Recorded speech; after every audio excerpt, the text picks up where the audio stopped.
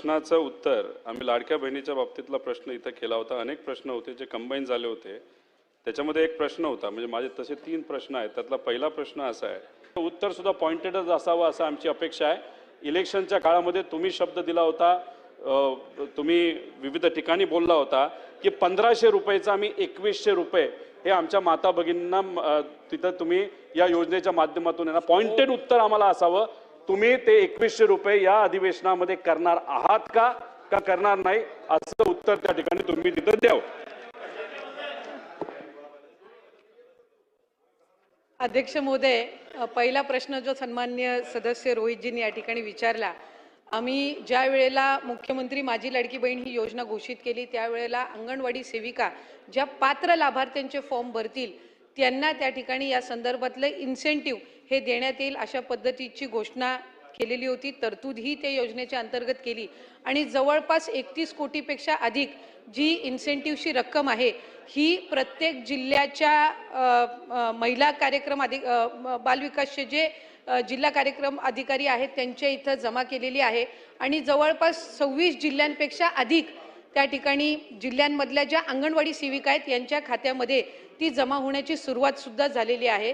त्याच्यामुळे इन्सेंटिव्ह ज्याची तरतूद ही राज्य शासनाकडनं विभागाकडनं करण्यात आलेली आहे ती त्या संबंधित अंगणवाडी सेविकांना वितरित करण्याची सुरुवात ही त्या ठिकाणी झालेली आहे आणि ती प्रक्रिया सुरू आहे। या व्यतिरिक्त जो त्यांनी प्रश्न विचारला, नमो शेतकरी योजना जी आहे याच्यामध्ये त्या ज्या महिला आहेत माता भगिनी आहेत यांना 1000 रुपयाचा लाभ मिळत असतो। त्याची जी वरची 500ची कॅपिंग आहे म्हणजे ती शासन निर्णयामध्ये सुरुवातीच्या नमूद केलेली आहे की किमान 1500चा लाभ हा शासनाचा प्रत्येक लाडक्या बहिणीपर्यंत पोहोचला पाहिजे आणि त्यानुसार नमो शेतकरी योजनेच्या ज्या लाभार्थी आहेत या साधारणपणे 5.5 ते 6 लाख आहेत। त्यांना या योजनेतून वगळण्यात आलेलं नाहीये, फक्त त्यांना 1000 रुपये हे नमो शेतकरी योजनेतून मिळतात आणि वरचे 500 जे आहेत हे आपल्या लाडक्या बहीण योजनेच्या माध्यमातून मिळत असतात।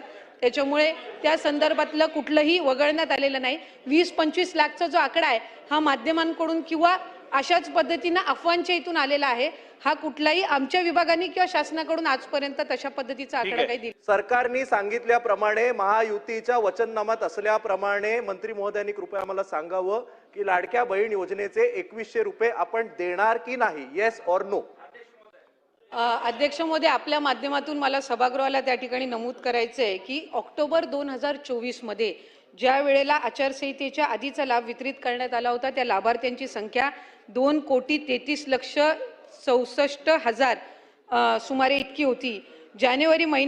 फेब्रुवारी महिन्यामध्ये जो आता आपण लाभ वितरित केला त्याची संख्या ही साधारणपणे 2,47,00,000 पेक्षा आहे।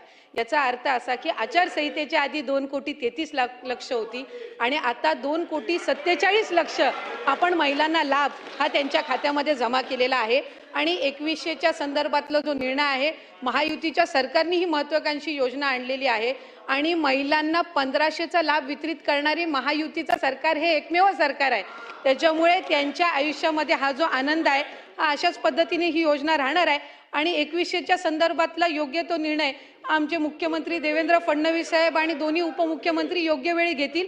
लाडक्या बहिणींची फसवणूक होणार नाही ही दक्षता निश्चितपणाने महायुतीचं सरकार